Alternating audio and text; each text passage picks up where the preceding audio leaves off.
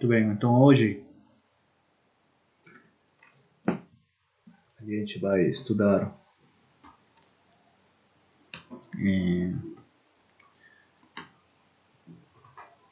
divisores, né, em mapas que vão ao espaço projetivo. Divisores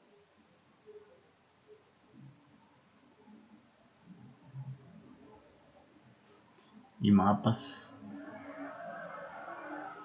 ao espaço projetivo.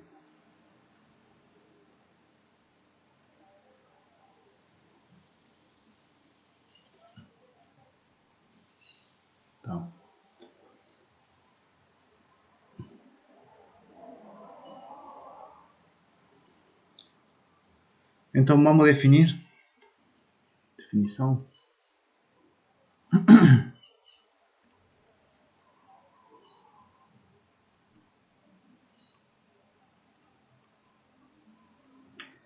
Seja X uma superfície de Riemann,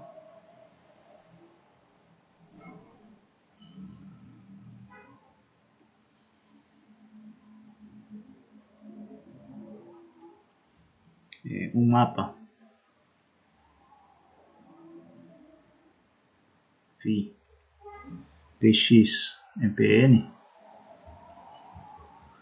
Aqui é o espaço projetivo completo. É holomorfa ou é holomorfo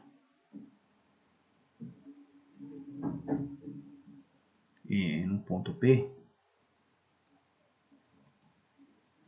Se existem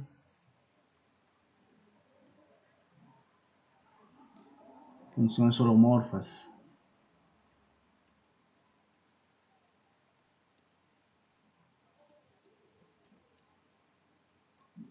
G0, G1, Gn definidas em X, né, numa vizinhança de P, definidas numa vizinhança de P em X,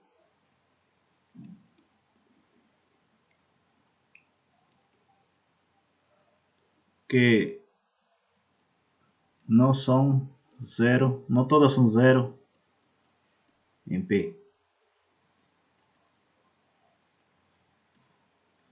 Ou seja, não tem anulação simultânea em P.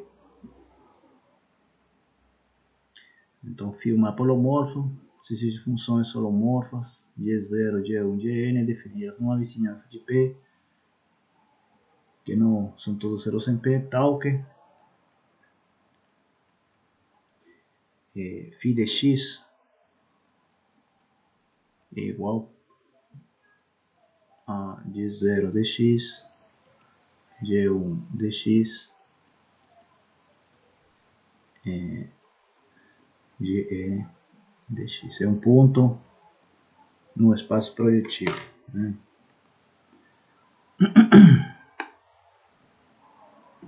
Então isso aqui vale para todo x numa vizinhança de P, né? Para todo x numa vizinhança, uma pequena vizinhança de P. Então você tem x, então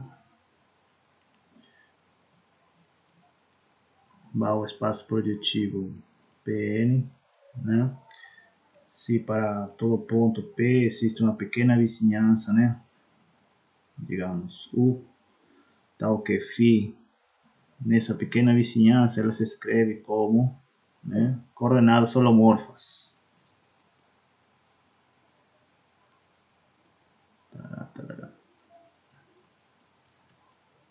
Certo?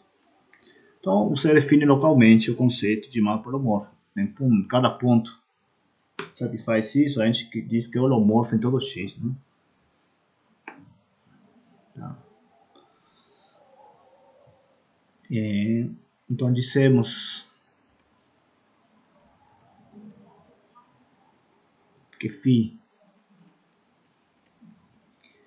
é o mapa holomorfo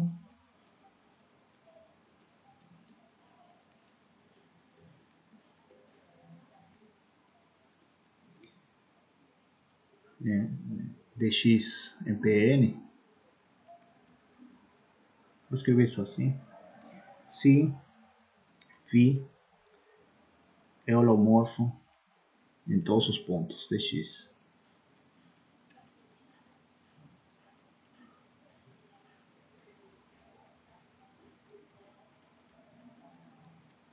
Tá certo?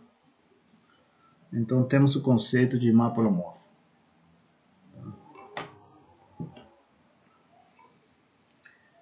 Muito bem. Bom, a pergunta é natural se, bom, essa definição é local, né?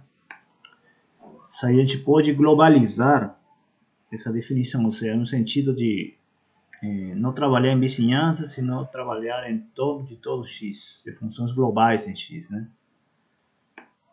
Então, como, por exemplo, se você pensa em superfícies compactas, funções holomorfas não podem ser estendidas, né? Se são estendidas, elas seriam constantes. Então, você tem que trabalhar com funções meromorfas se você quer falar de uma extensão. Então, vamos falar sobre isso.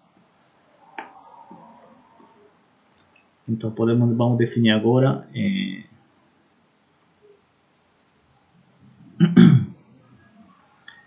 mapas ao espaço projetivo complexo, tá? Sempre.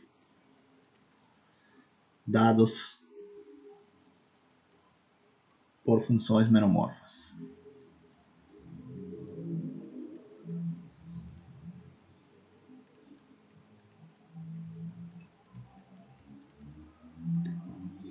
Muito bem, então vamos pegar de novo, vamos pegar uma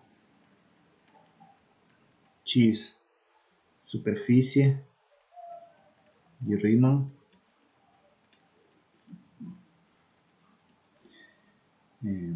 Vamos escolhemos n mais 1 funções meromorfas, né? Então vamos colocar assim as funções f0, f1, fn, tá, em x. Vamos exigir que não todas identicamente nula, tá?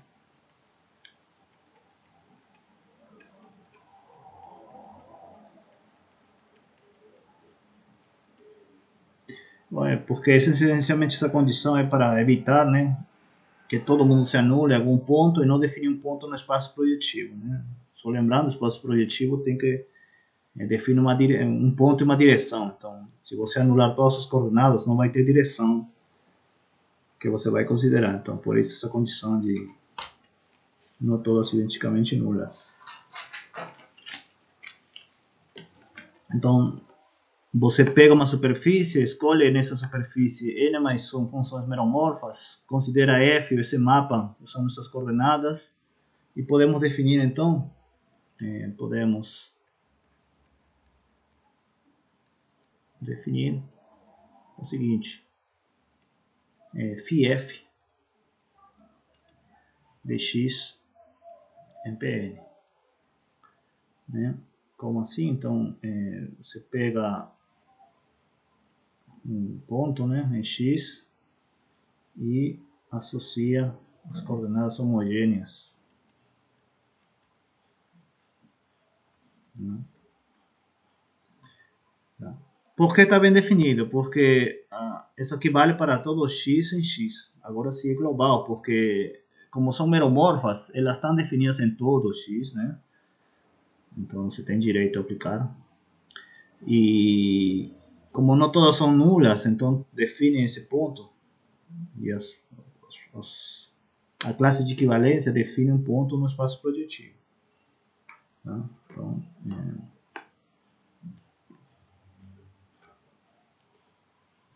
há uma observação. Então,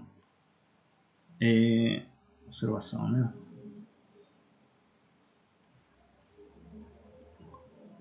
São observações aqui. Primeiro,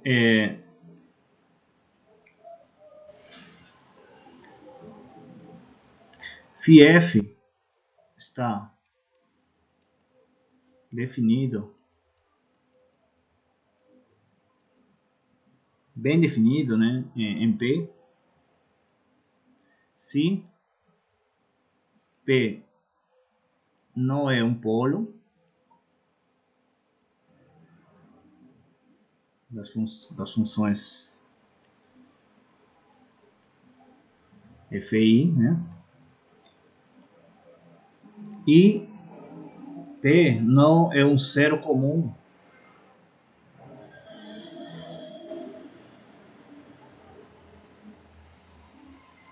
das funções FI.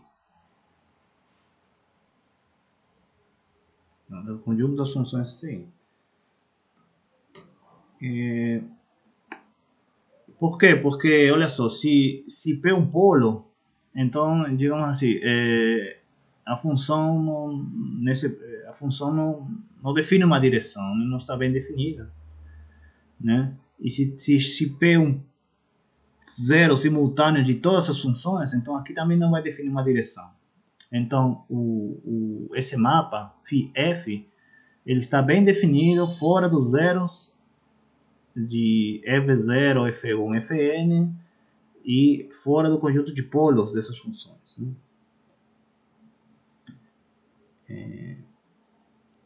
Então, fora dos zeros e polos, né, das funções Fi, Φf é um mapa holomorfo, né, está bem definida como mapa e um mapa holomorfo.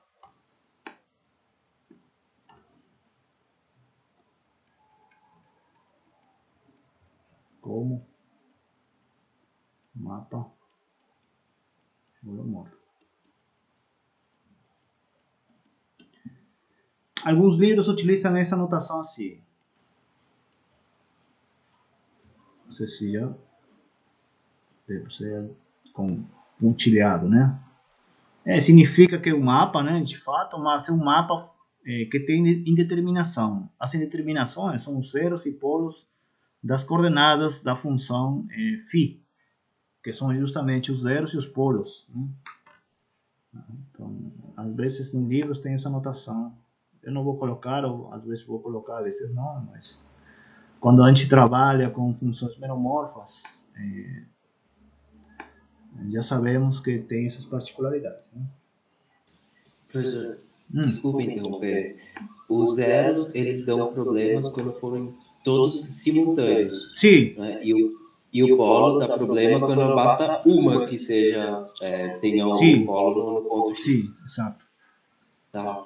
Outra coisa, essa construção, quer dizer, a gente está assumindo a existência de funções meromorfas sempre numa superfície X?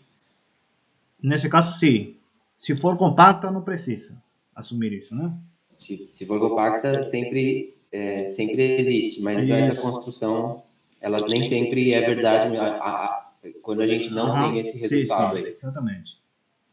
Exatamente. Tá? Obrigado. Então, exatamente. Perfeito.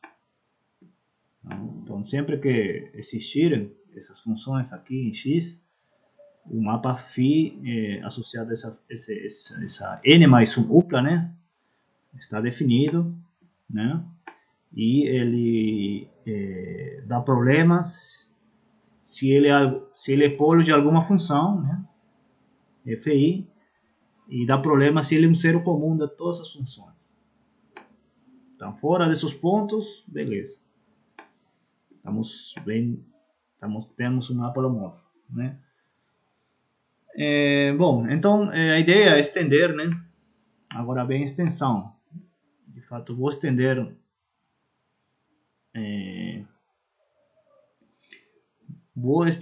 a esses pontos que dão problema aos zeros e os polos essa função φf, tá? Porque a priori ela está bem definida fora desses pontinhos, né? Então, mas isso não dá problema. Vamos ver. Então, a proposta agora é estender. Então, vamos estender φ a todos os pontos de x.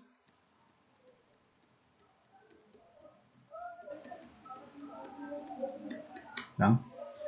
Também um lema.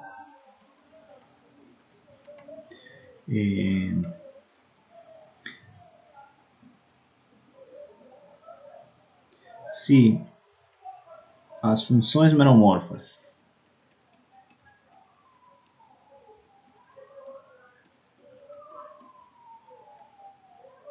fi não são todas nulas, não são todas nulas, né? Então o mapa F,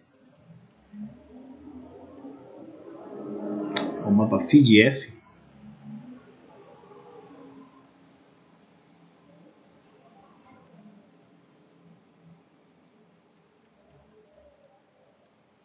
definido como antes,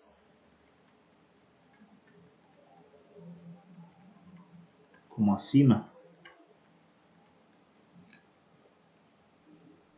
se estende a um mapa holomorfo em todo x.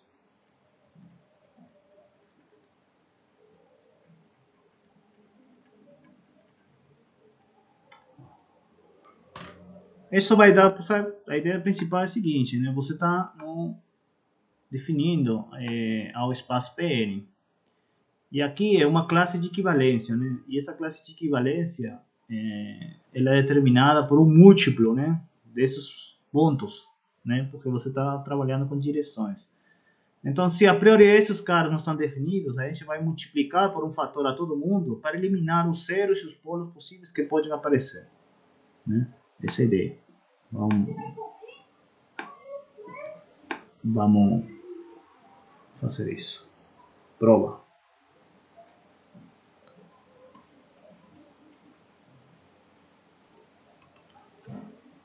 Vamos fixar um ponto.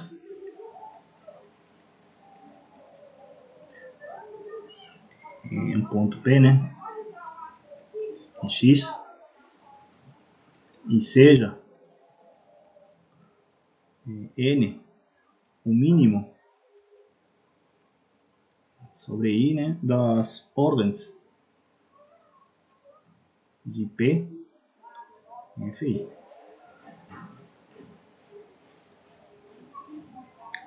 Então esse cara existe, né? Você tem Fi, pega o mínimo, ordem mínima.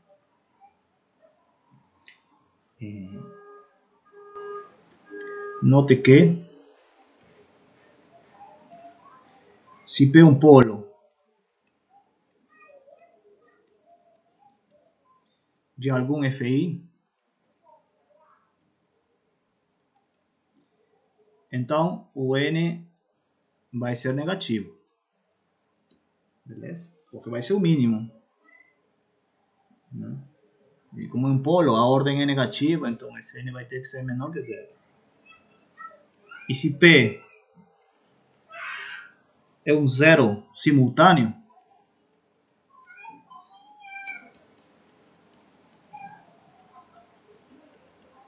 de todas as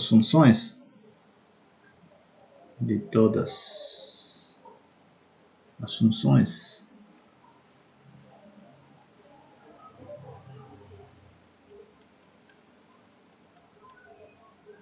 Fi, então o N vai ter que ser maior que zero, né? Porque a ordem vai ser positiva. Tá?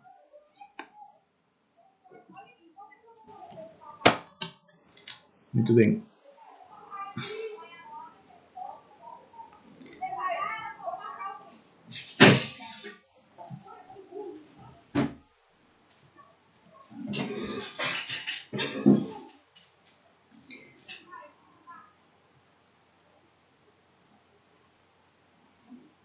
Tá. Então aqui vamos usar que os polos e os zeros são discretos em x, né? Então vamos isolar. Podemos assumir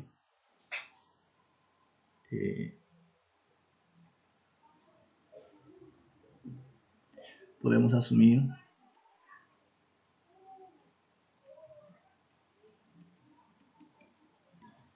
que as funções, né?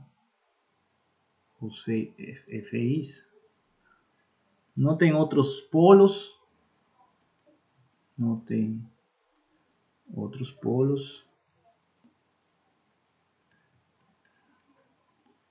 numa vizinhança de P, né?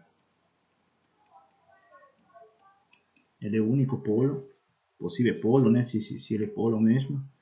E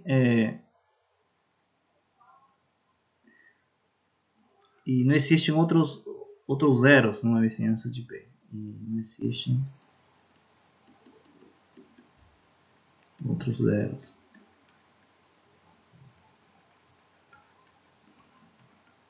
Se existe, bom, você reduz a vizinhança, pronto. Trabalhe nessa vizinhança pequena. Tá? Então, vamos assumir que você fixou o ponto P, ele pode ser polos, pode ser zero, pode não ser, mas você numa vizinhança dele, você assume que não tem nenhum zero nem polo de alguma função. Tá certo?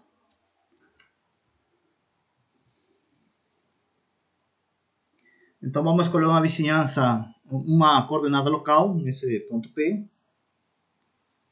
seja Z uma coordenada local centrada em P,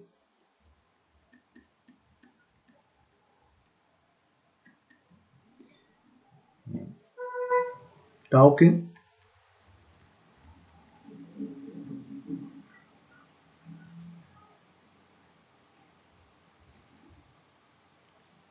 os F e Z é holomorfo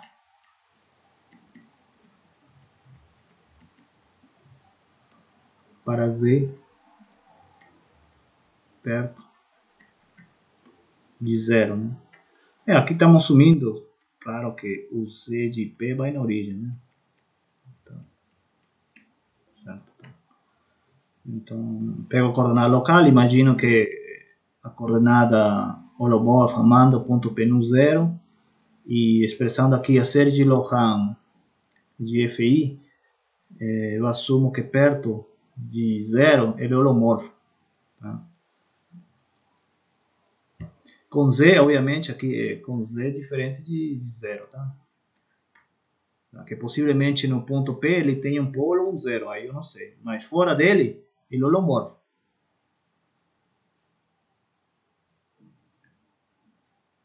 Tá? E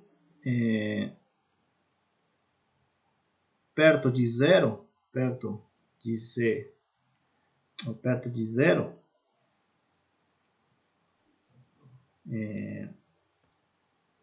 as funções FI não tem zero comum. As funções FI não tem zero comum.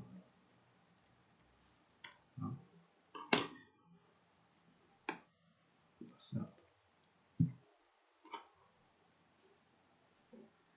Então é isso aí. Então estou pegando o P, estou pegando uma aqui X, né? Aí você está trabalhando numa coordenada local, né? Z, está assumindo que você vai na origem, chega aqui numa vizinhança, aqui tem o CFI de Z, né? Tem um representante nessa coordenada. Então nessa vizinhança, para todos Z diferente de zero, é holomorfo, tá? Esse aqui é holomorfo. E eles não têm zero simultâneo, tá? Para ser diferente de zero também. Não tem zero comum. Muito bem. Então assim, para ser diferente de zero, disso I definido por z elevado a menos n fi.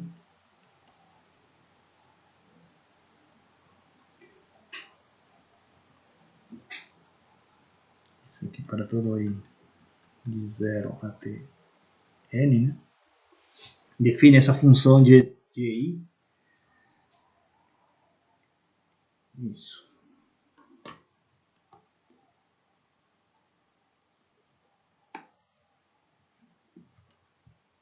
Tá. Essas funções de i vão ser holomorfas nessa vizinhança aqui. Por quê? Porque pensa assim, se o ponto P for polo, significa que ele é negativo, então menos n é positivo, então aqui multiplicando por esse fator, você está eliminando esse polo. Tá? E se ele é zero, tudo bem, se é zero, aí esse cara é positivo, então você está multiplicando, está eliminando esse zero, multiplicando por 1 sobre Zn.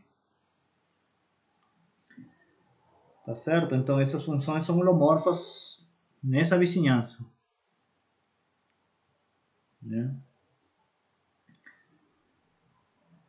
Para isso aqui está definido, né? Para todo z diferente de zero.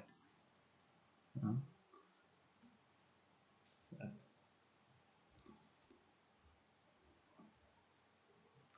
Então, vamos estender então φf de c. Vamos agora trabalhar aqui nessa vizinhança pequena. Por definição é f0 de z, fn de z, certo? Essa é a definição. Isso aqui para todo z diferente de zero. Né?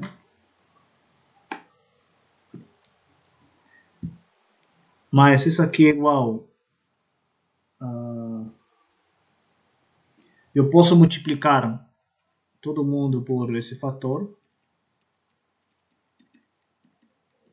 Como c é diferente de zero, não mudo de direção, então estou na mesma classe de equivalência. Então, isso vale para z diferente de zero. Esse aqui é de E0 z, de E0 n.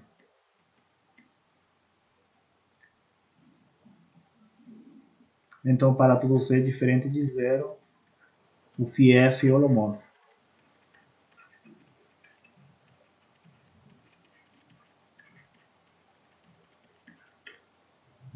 Só falta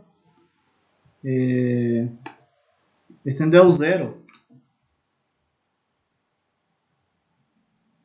Né? Então, escrevemos agora φf de zero vai ser d0 de zero, gn de zero. Então, está definido em c diferente de zero e para z igual a zero também. Tá? Esses caras não todos se anulam simultaneamente porque as f's, né, aqui não vai se anular simultaneamente.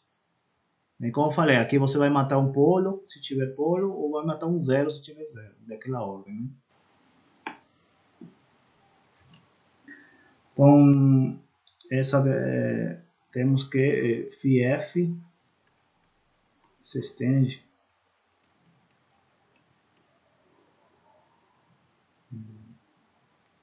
a todo B, né? Essa vizinhança B, C, como mapa holomorfo.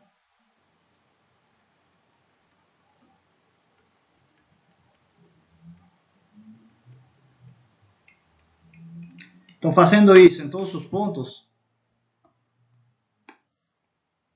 né? Fazendo isso em todos os pontos, podemos concluir que φ f se estende a todo x.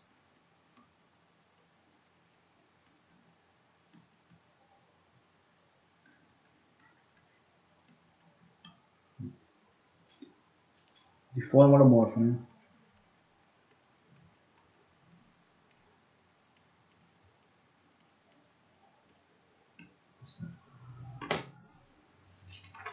Então aí termina a prova.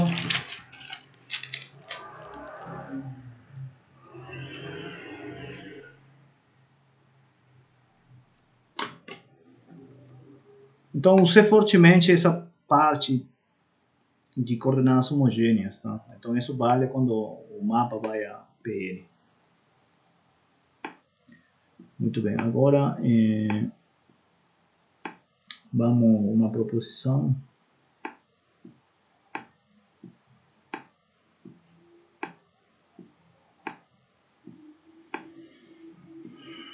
Uma proposição.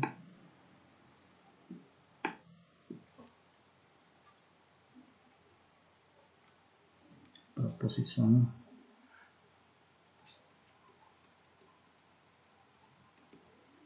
Seja φ de x em Pn um mapa holomorfo.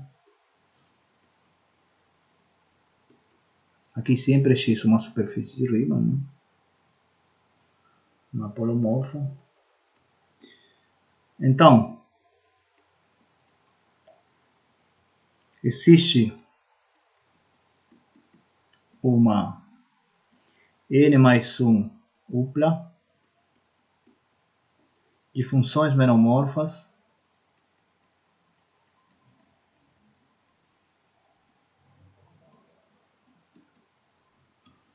f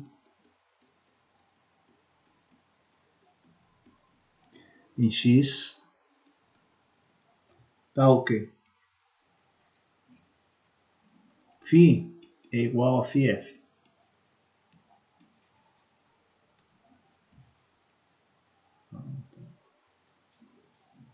Mais ainda,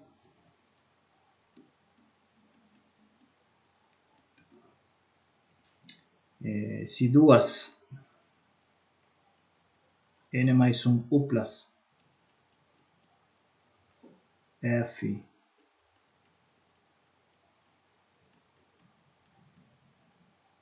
e g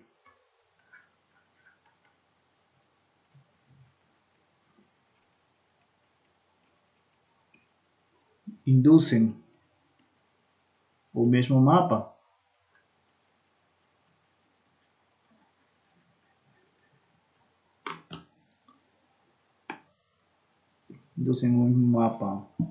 ou seja, φf é φg.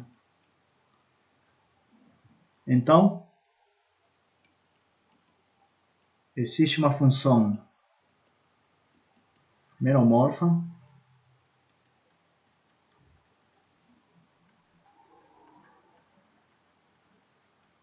lambda em x, tá? G sub i é igual a lambda f sub i. Tá doido. Ou seja, se você tem dois uplas de funções que induzem o mesmo mapa, então eles são múltiplos um do outro.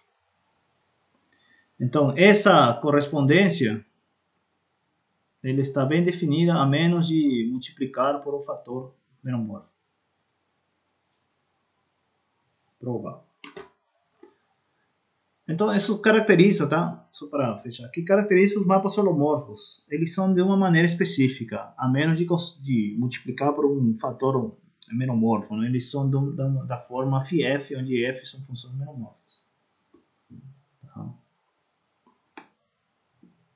Essa é uma caracterização desses mapas. Vamos dar a prova? Prova. Vamos lá.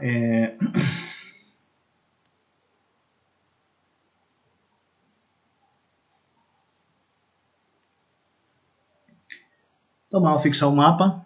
Então fixe o mapa φ, que vai de x em Pn. Tá? E vamos fixar as coordenadas homogêneas de Pn. Então seja x0, x1, xn, as coordenadas homogêneas.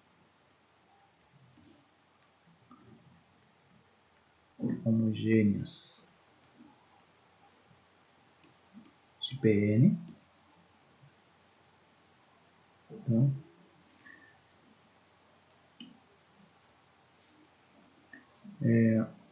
reordenando as variáveis, podemos assumir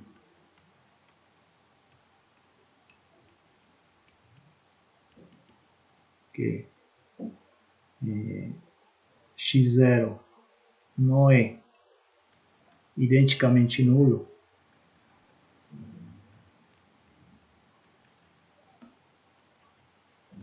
em φ sub x, ou temos o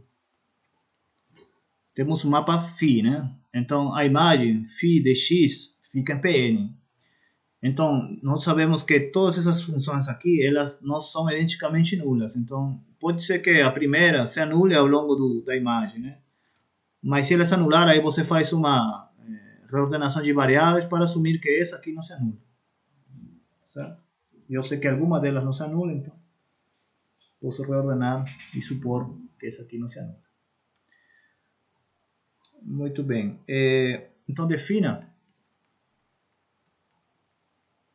f sub i dx a Pn, desculpa, C,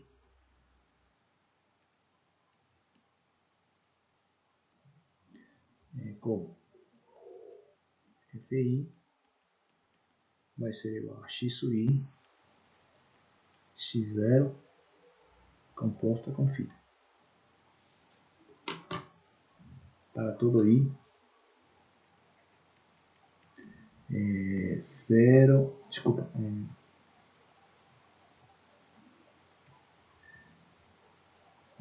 para todo i de 1 até n, e vou escolher como f0 vai ser para mim 1. A função constante igual a 1. Então o que está acontecendo? Você tem assim, ó. Pensa comigo aqui. Você tem x. Tem aqui o mapa. Tem aqui Pn.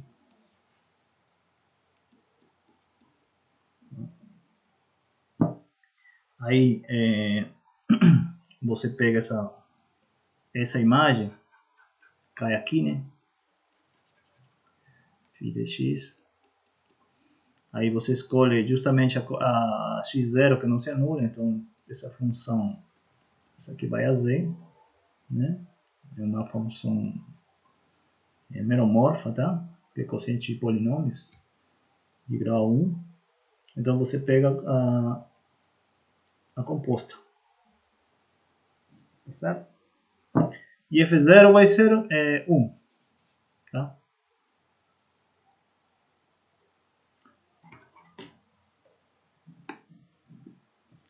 Muito bem, então já temos as funções.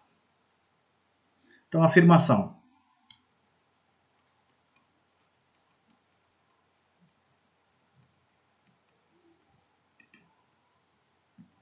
Fi é uma função meromorfa em x.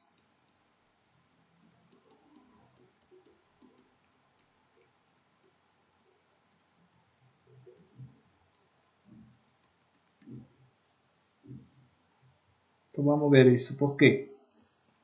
Então, para ver isso, vamos fixar um ponto. P aqui em x, né? Então, fixe um ponto P em x. E como o mapa esse aqui é holomorfo, então ele tem uma representação local. E escreva φ numa vizinhança de P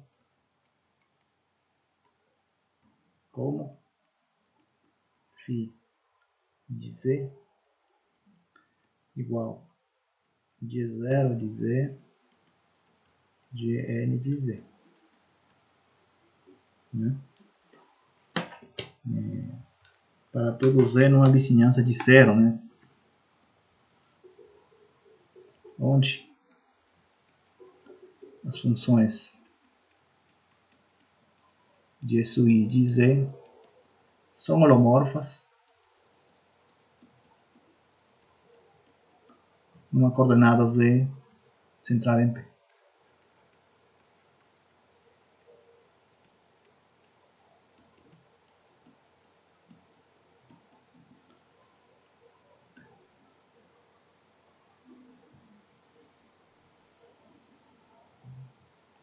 Então, a gente tem que G0 não é identicamente nula. Essa é pela suposição. Numa vizinhança de P. Tá? Então, aqui é a representação local de FI.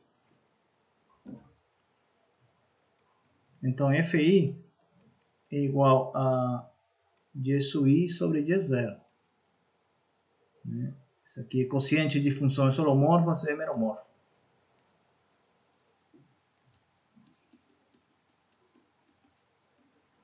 Então, basta olhar localmente. Então, os caras são todos meromorfos. Né? Então, finalmente, é claro que Φ é Φf. Por quê? Porque se você aqui ver a definição de Φ, aqui ó, então você substitui, né, pelas F's e eles se diferenciam por um múltiplo, que é G0. Então eles definem a mesma direção. Onde?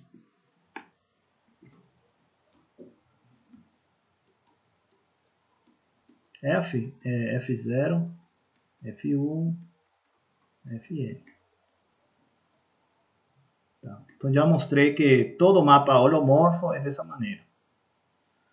Agora vamos mostrar a unicidade.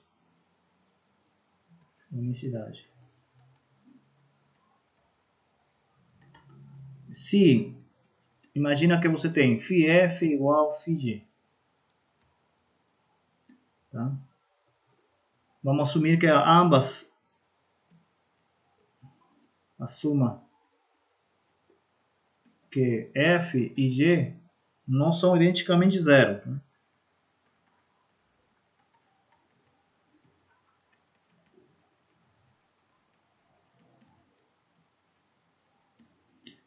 Certo? Não são identicamente zero.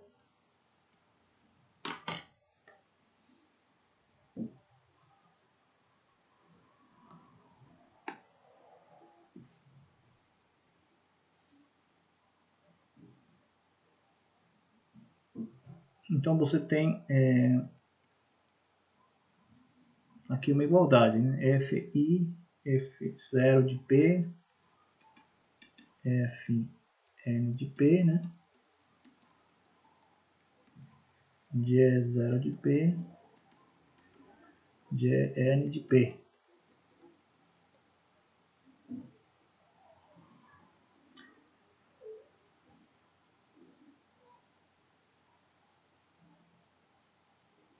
Então, fora dos pontos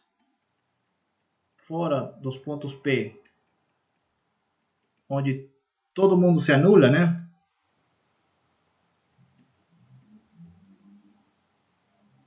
Fora dos pontos P,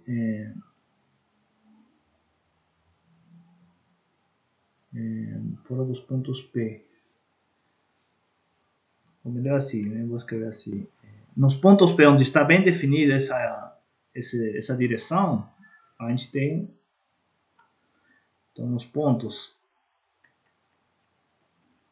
onde ambas estão bem definidas, ambas equações, né?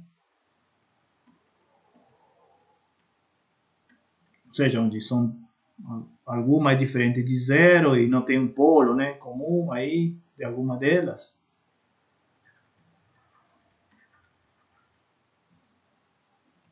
Então, como elas definem o mesmo ponto no espaço projetivo, existe uma constante que depende do ponto P, né?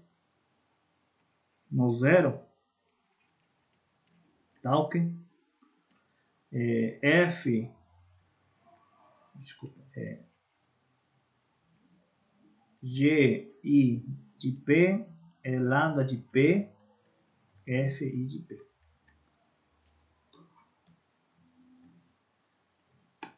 Então, nos pontos onde eu tenho boa definição. Para tudo I.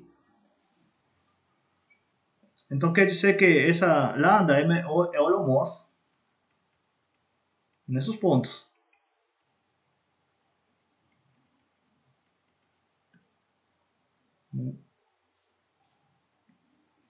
Mas fora deles, lambda vai ser holomorfa, né? De fato, porque ela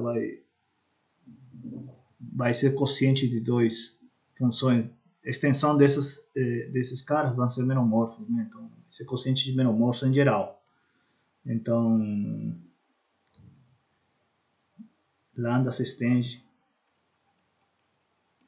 menomorficamente a todo x.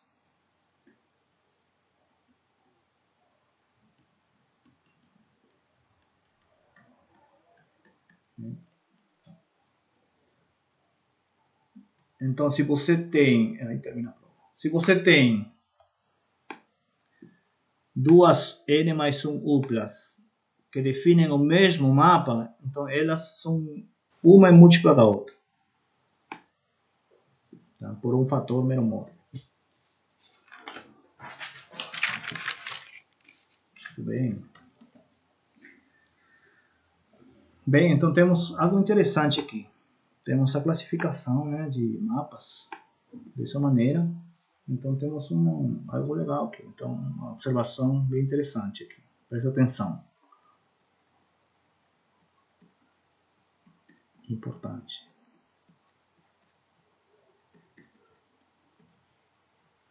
Tá? Bom, você tem X, tá? Superfície de Riemann. Ok. Você tem Mx, que é o espaço de funções meromorfas em X. De funções meromorfas em X.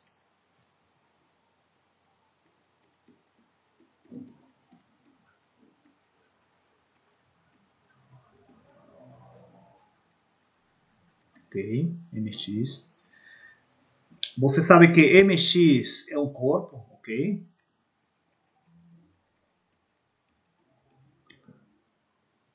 É um corpo porque você tem multiplicação, tem um inverso, né?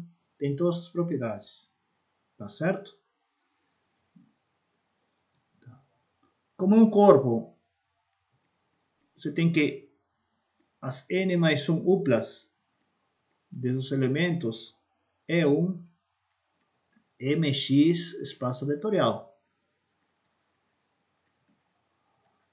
Ou seja, esse cara são n mais 1 uplas de elementos de mx.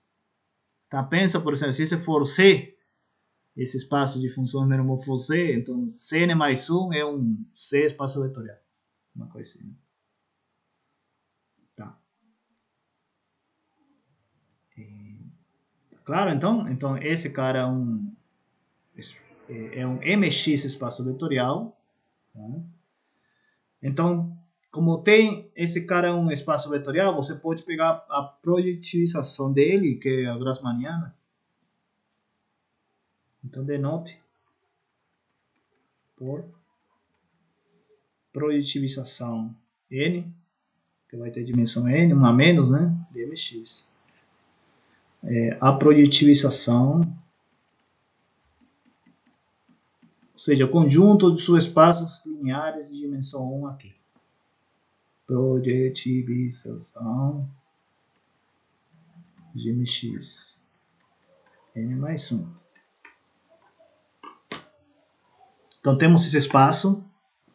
Isso aqui é a projetivização do espaço vetorial MXN mais 1, que são as NUplas de MX. Então, a proposição tem a seguinte consequência. A proposição acima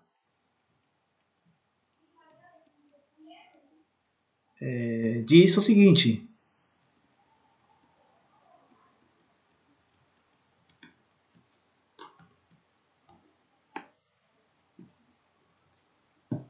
Existe uma correspondência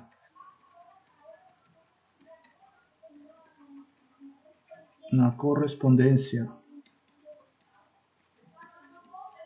1 a 1 entre o conjunto de mapas holomorfos de X a Pn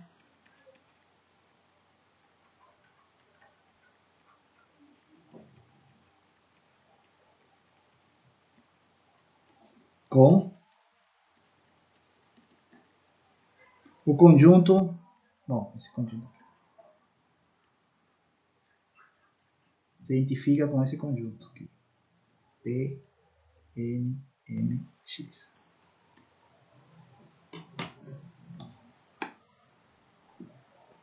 Ou seja, esse espaço aqui, espaço de todos os mapas holomorfos de X para Pn, né, se identifica com o espaço de projetivizado do MXN mais 1. Qual a correspondência? Você pega um mapa, você sabe pela proposição que esse mapa é da forma φf, né? E aqui pega a classe, né, de esse φf. Ou seja, ele está bem definido, é único a menos de múltiplo meromorfo, que é o corpo, né? Os escalares são funções meromorfas. Se você pega aqui um elemento aqui, você define φf, que é o mapa associado. Ele está bem definido porque se um é múltiplo do outro, então define o mesmo mapa. Aqui f da forma.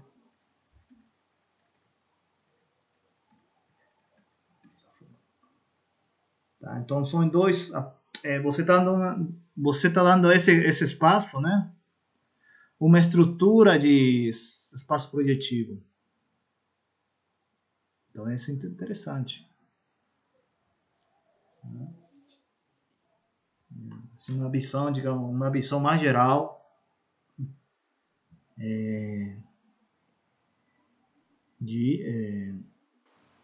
do que está acontecendo. Tá, ou seja, um mapa holomorfo é um ponto de algum espaço projetivo. Que espaço projetivo é esse? Quando você pega o espaço vetorial MX, ele é mais 1. Então, você já começa a olhar os mapas como pontos em algum espaço projetivo. Tá? Pontos entre aspas, né? Então, por exemplo, você pode falar limite de pontos nesse espaço. Você está falando de deformação de mapas, né? Holomorfos de X para Pn. Então já você começa a falar uma coisa que a gente chama móduli, né? de mapas holomorfos, de superfície de rim. Aí você pode falar deformação, quais são os pontos, limites, né? Aí você tem uma estrutura, um espaço muito geral, que é esse aqui, o X para Pn. Tá? Então esse aqui é muito interessante, eu achei bem legal. Tá? Bem legal, né? Legal, né? Você dá outro enfoque mais geral, mais categórico, digamos assim, né? Sim. Tá certo? Então espero que tenha sido claro. Tá bom, então vamos lá, continuamos. Agora vamos estudar o que é um sistema linear.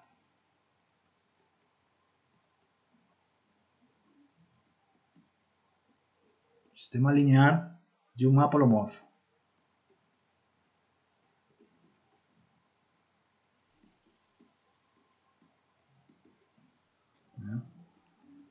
O que é um sistema linear?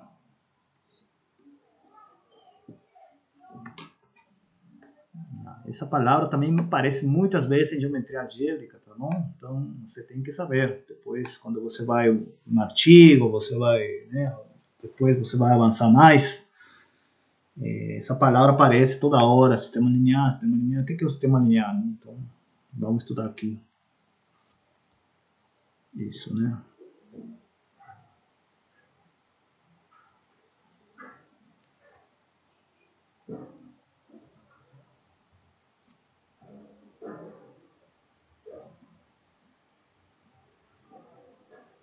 Tá. Vamos lá, então é um sistema linear associado a um mapa holomorfo. Então vamos pegar o mapa holomorfo de X a Pn. Um mapa holomorfo.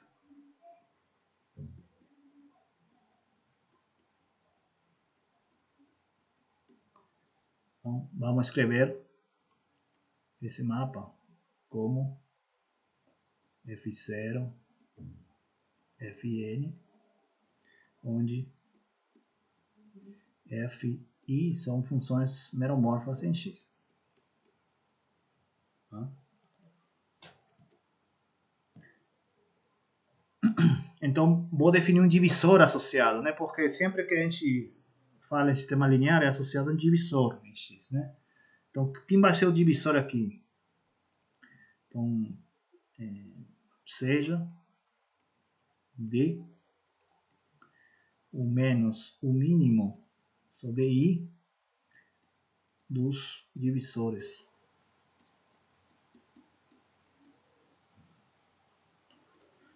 Então você tem FI é função meromorfa. Ele tem um divisor associado, ok? Aí você tem um número finito de divisores, aí pega o mínimo deles. Tá? Esse I varia entre 0 e N, né? Não coloquei aqui, não vou colocar, mas só para indicar aqui.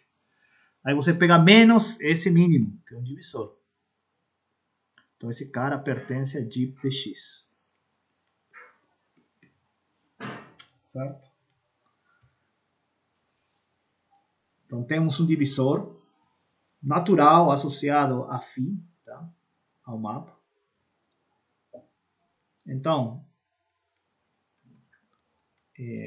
para X, um ponto P em X, menos dp vai ser o mínimo sobre I das ordens no ponto P de Fi, pela definição de mínimo. Tá? Então, menos dp é menor ou igual, como é o mínimo, né? A ordem de todos eles. Ponto P. Para todo I. Então, o que significa que o menos D é menor ou igual que o de FI. Para todo I. Então, significa que FI ele pertence ao espaço LD. Para todo I. Então, aí a gente começou. Então, vamos recapitular aqui. A gente começou com o mapa holomorfo. Aí a gente deu coordenadas globais a ele, F0, Fn, onde são funções meromorfas em X, tá? Você define D, o mínimo dos menos o mínimo dos divisores FI. Então resulta que se você define assim, as coordenadas do mapa, eles estão no espaço LD.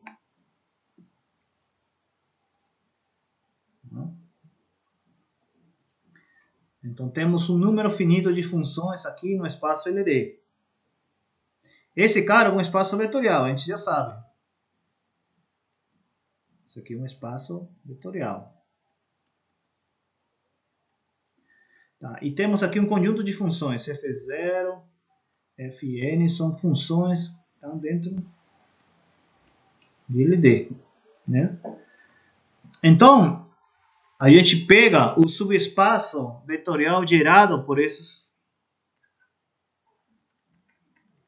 funções. O subespaço vetorial gerado por FIs. Então, BF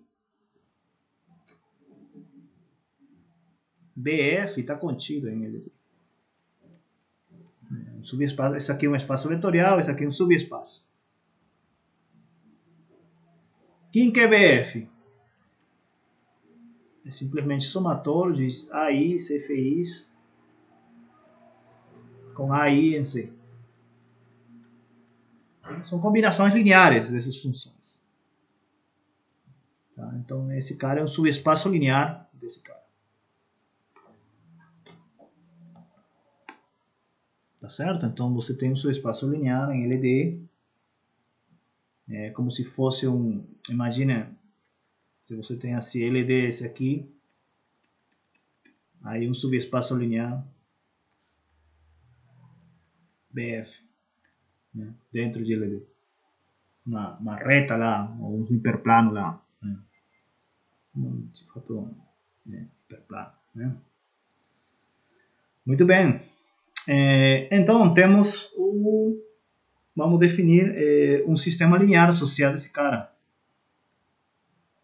Podemos definir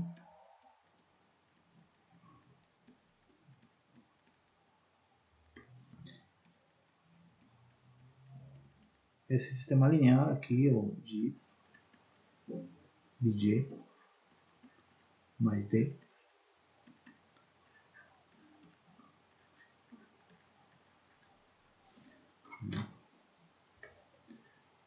Ou seja, você pega divisores equivalentes a D, mas essa equivalência é restrita ao BF, não a todo LD. Né?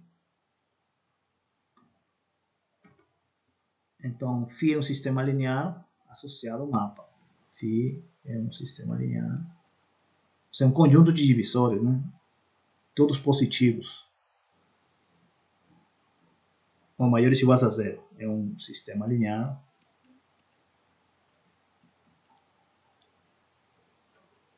em X. Ele não é completo. Lembra quando eu falei completo? Completo refere quando você pega aqui, né? Todos, né? Aqui. Todos os linearmente equivalentes que são maiores ou iguais a zero.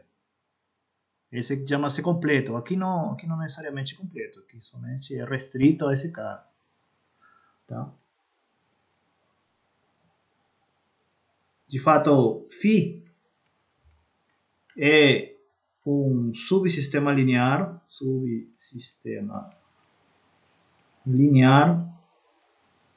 do sistema linear completo.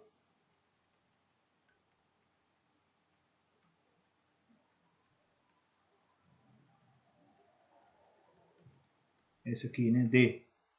Associado D. O barras D, ele é um subespaço linear completo. São todos os divisores linearmente equivalentes cujo são maiores ou iguais a zero.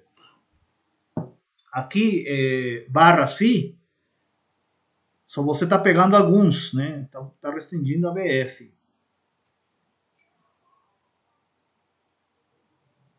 Então, lema. Tá claro, né? Lema. O sistema linear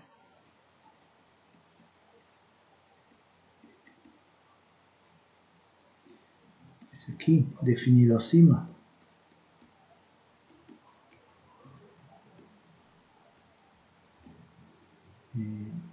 está bem definido.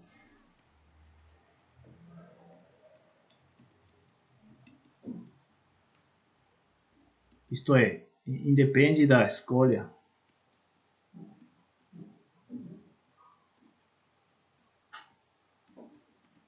de efeitos usadas para definir.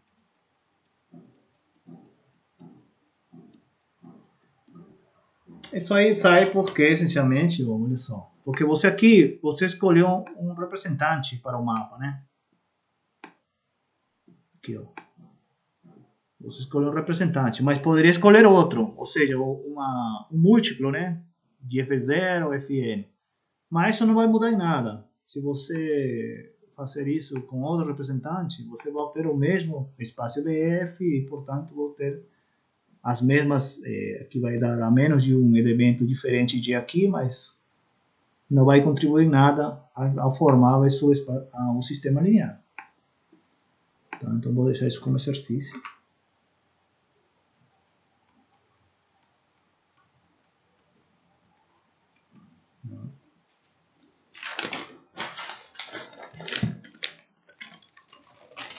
Definição.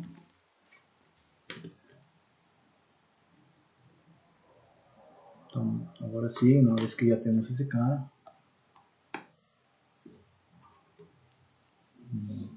definição.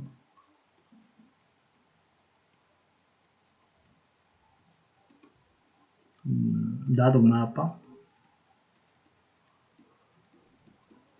holomorfo, enfim, de X a Pn, com imagem não degenerada,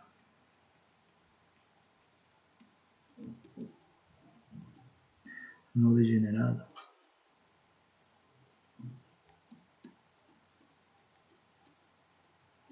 não degenerar significa que a imagem não está contida num hiperplano.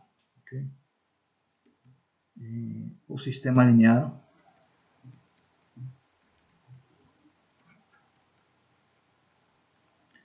e esse aqui é chamado sistema linear do mapa F, do mapa φ.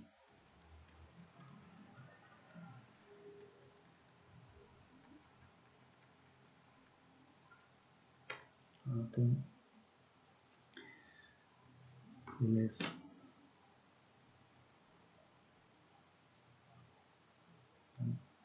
Então, vou mostrar agora um lema. E aí acho que eu fecho a aula. Vamos lá, então, lema. Sim. Imagem degenerada, desculpa, eu interromper. Imagem degenerada significa que todas as funções coordenadas são identicamente zero, é isso? Ou seja, o contrário. Não. Você... Não degenerada é que não está contida no hiperplano. Então, degenerada significa que eles são LD.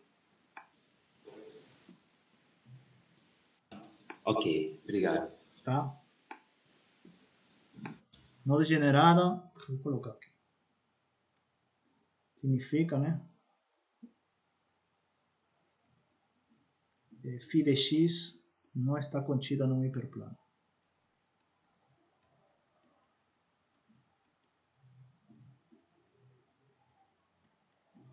Ou, em outras palavras, as coordenadas são LI.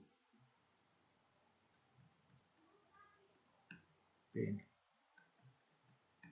Tá. Lema, seja φ, mapa holomorfo,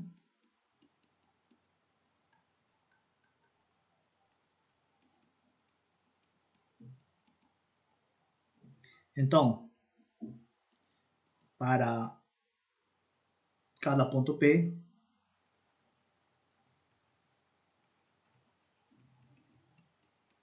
em X, existe um divisor.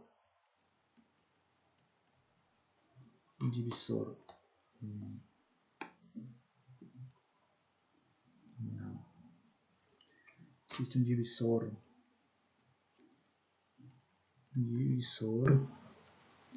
E, que pertence ao sistema linear, que não tem P, em seu suporte. O que significa que não tem P em seu suporte? Né? Isso significa que E de P é zero, né?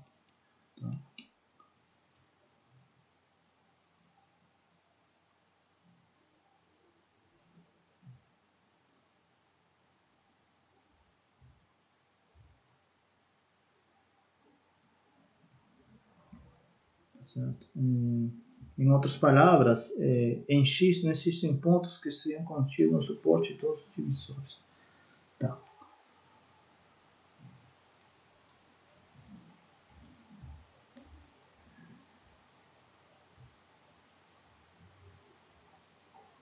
Muito bem, tá, então prova, vamos mostrar isso. Então, se P é um se φ é um apolomorfo, você fixa um ponto, vou encontrar um divisor que esteja no sistema linear do mapa que não tenha P em seu suporte, né? É como se você pudesse, tipo, se mover tem um pouco de liberdade para se mover num espaço de divisores, né, associados ao mapa, para tirar alguns pontos. Tá? Você tem liberdade de se mexer um pouco. Você não está tão rígido assim. Né? Prova. Então vamos fixar um ponto, né? Fixemos P em X, ok? Vamos escrever φ um apolomorfo, então ele tem um representante. Então vamos escrever ele como F0, Fn, tá? Onde as funções f e i são meromorfas em X, ok? Lembre que o D aqui era o menos o mínimo I dos divisores de Fi. Tá?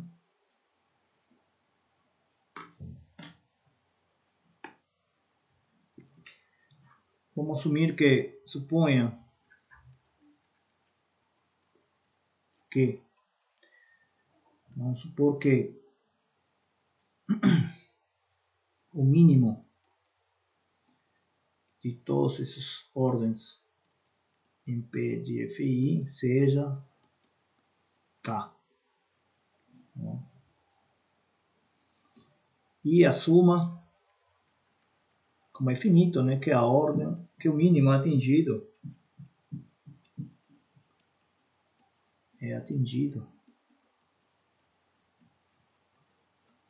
por FJ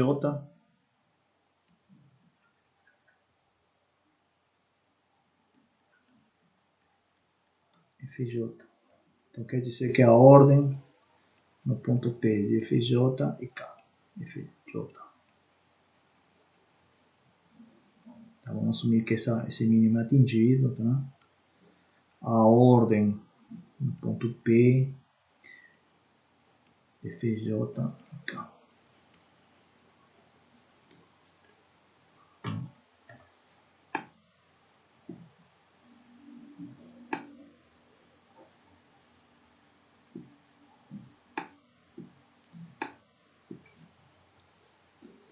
Então, o D de P é igual a menos K. Certo? E tome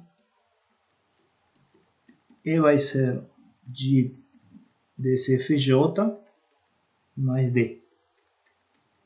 Tá? Então, eu pego aquele cara onde atingiu o mínimo, digamos FJ, tá? Esse mínimo aqui. Eu sei que o valor do divisor em P é menos K, né? Que é o menos o mínimo, onde foi atingido o mínimo. Vou tomar E, esse divisor aqui. Esse aqui é um divisor em X, ok?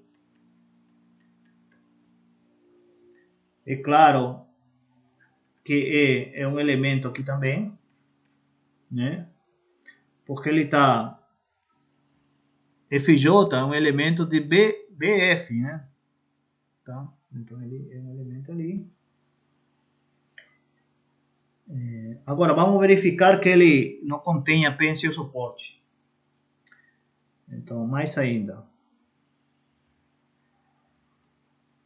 Vamos calcular quanto vale E de P. Tem que dar zero, se não der zero, já é. Então, FJ mais DP, né? Aqui é K e o outro é menos K. Dá zero. Então, esse é o divisor que eu escolho para existir no sistema linear.